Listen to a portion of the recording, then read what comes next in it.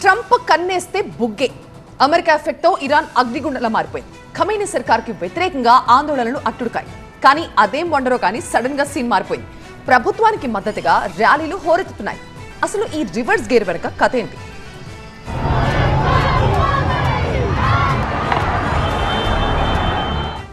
Iran నివురుగప్పిన ముప్పులా రగులుతోంది.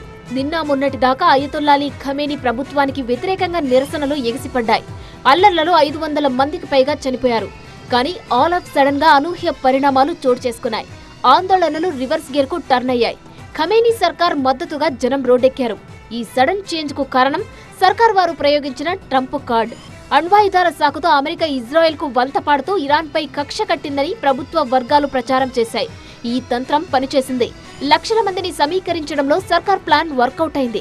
టెహ్రాన్లో భారీ rally నిర్వహించారు. Iran అధ్యక్షుడు పెజెష్కియాన్, మంత్రులు ఇందులో పాల్గొన్నారు. ఇది అమెరికా ఇజ్రాయెల్ టెర్రరిజానికి వ్యతిరేకంగా ఇరాన్ తిరుగుబాటు అని నినదించారు.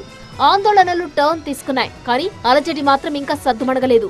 ఇరాన్ తీవ్ర ఆర్థిక ఇబ్బందులో ఉంది. ద్రవ్యోల్బణం ఆకాశాన్నంటుతుంది. నిత్యావసరాల కొరతతో పరిస్థితి దారుణంగా ఉంది. పవర్ గ్రిడ్ల వైఫల్యం దేశంలో బ్లాకౌట్ కు దారితీస్తోంది. ఇరాన్ కరెన్సీ పతనంపై ఆగ్రహంతో మొదలైన నిరసనలు అంతకంతకు విజృంభించాయి. ఆంక్షలను తోసి రాజని ఇరాన్ మహిళలు సైతం నిరసనల్లో పాల్గొన్నారు. ఇరాన్ చట్టాల ప్రకారం సుప్రీం లీడర్ ఫోటోలను తగలబెట్టడం అత్యంత తీవ్రమైన నేరం. అలాంటిది మహిళలు ఖమేనీ చిత్రపటాల్ని తగలబెట్టి వాటితో సిగరెట్లు వెలిగించుకున్నారు.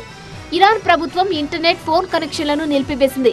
అమెరికా అధ్యక్షుడిని సంతోషపరచడానికి సొంత దేశాన్ని నాశనం చేసుకుంటున్నారని ఇరాన్ ప్రజలపై ఖమేనీ అసహనం వ్యక్తం చేశారు. మరోవైపు ఖమేనీ గద్దె దిగాలనే ఆందోళనలతో ఇరాన్ అట్టుడికింది. అలాంటిది ఆల్ ఆఫ్ సడన్ గా సీన్ మారింది. ప్రభుత్వ వ్యతిరేక వర్గాలకు ధీటుగా ఇప్పుడు అనుకూలంగా ర్యాలీలు జోరందుకున్నాయి. ఈ పరిణామాలపై అమెరికా ఎలా స్పందిస్తుంది? తుంటరి ట్రంప్ ఎలాంటి సంచలన నిర్ణయం తీసుకుంటారన్నది చర్చగా మారింది.